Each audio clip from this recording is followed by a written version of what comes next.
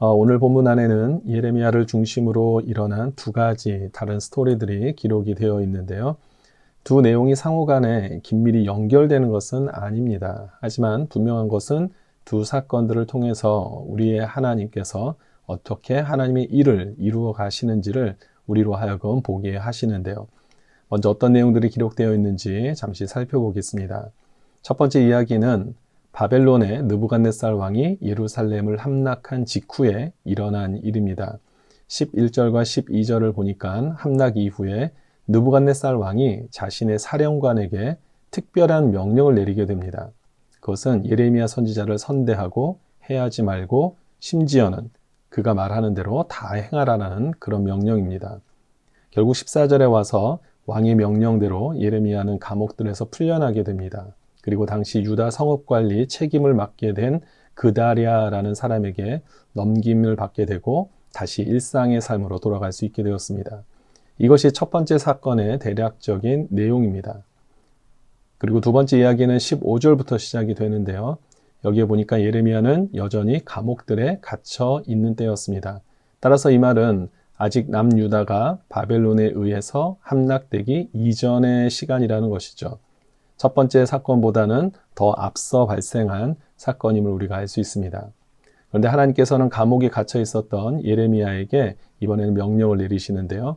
그것은 구스 사람 에벤멜렉을 찾아가서 남유다가 곧 망하게 될 것이고 이 장면을 결국은 너가 목도하게 될 것이다 라는 그런 이야기를 전하라는 것입니다. 또 한 가지는 이런 멸망 속에서도 에벤멜렉을 하나님께서 구원해 주시겠다라는 그런 이야기를 전달하라는 명령을 내리십니다. 그렇다면 오늘 본문의 내용들을 통해서 우리가 어떤 하나님을, 우리 하나님이 어떤 분이신가를 발견할 수 있는가 우리가 함께 살펴보도록 하겠습니다. 첫 번째는 약속을 지키시는 하나님입니다. 아시다시피 예레미야는 지금까지 구약 시대에 등장했던 선지자들과는 다른 행보를 걸었습니다. 다른 선지자들은 회복을 외칠 때 예레미야는 멸망을 선포해야만 했었던 것이죠. 따라서 동족으로부터 매국노라는 이야기를 들으며 이 맡겨진 사명을 감당했어야만 했는데요. 그러다 보니까 자신을 향한 적대적이고 위협적인 상황들이 늘 발생하곤 했었습니다. 그럴 때마다 하나님께서는 그에게 약속과 위로의 말씀을 주셨는데요. 예레미야서 1장 8절의 말씀을 보면 너는 그들 때문에 두려워하지 말라. 내가 너와 함께하여 너를 구원하리라.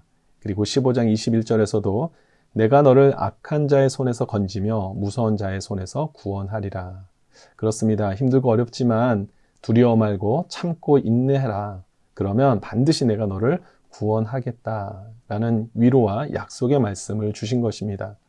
오늘 본문에서도 예레미야는 바벨론의 침공 속에서도 옷깃 하나 상처 입지 않고 살아나게 됩니다.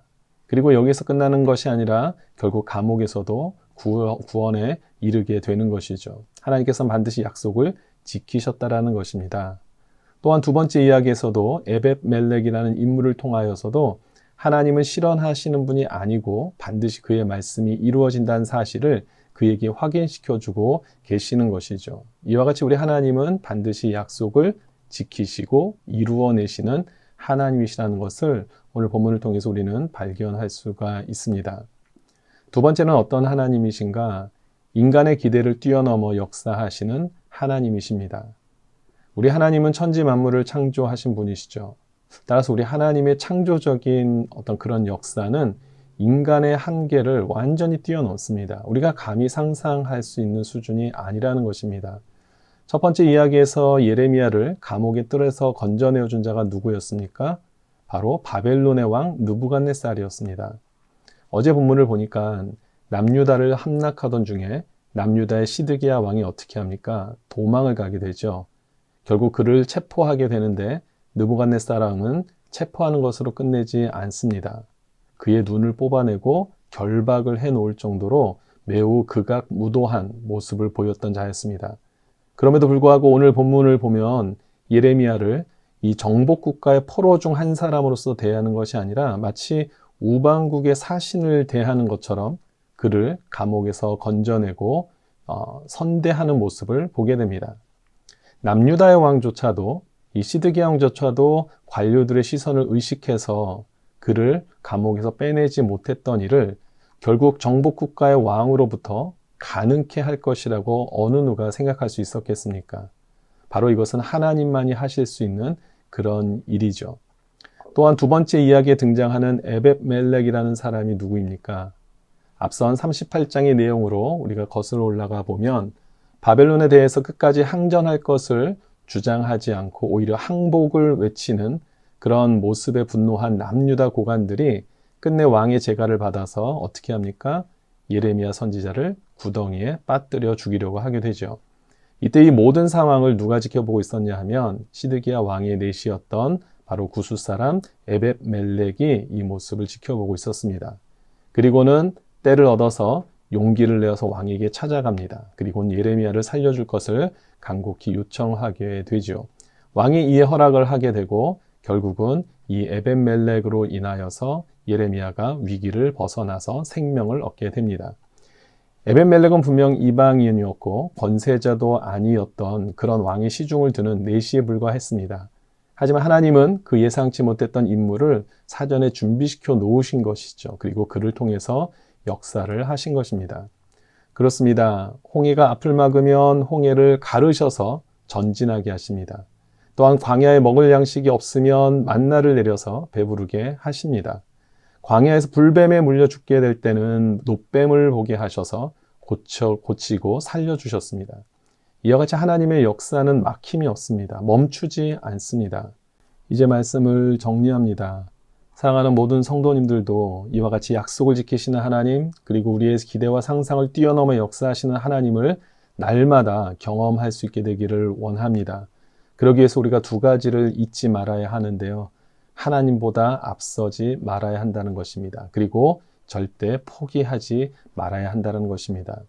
아브라함과 사라가 하나님의 약속을 듣고도 온전히 신뢰하지 못하여서 어떻게 합니까? 자신들의 지혜를 모아 사라의 여종을 통하여 아이를 낳게 되지요. 결국 이스마엘로 인해서 이스라엘은 큰 어려움을 겪게 되는 것이었습니다. 또한 여리고성을 함락시킨 이스라엘 백성들은 어떻게 되었습니까?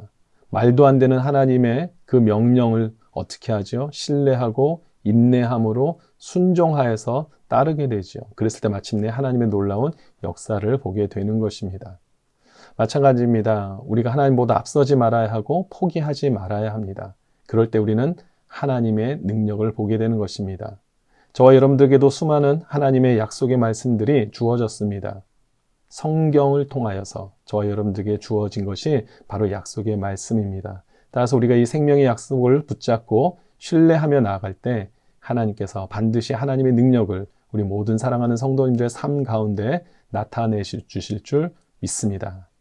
우리 그 하나님을 찬양하며 영광 올려드리는 귀한 삶을 우리 살아가시는 성도님 되시기를 주님 이름으로 축원드립니다. 아멘.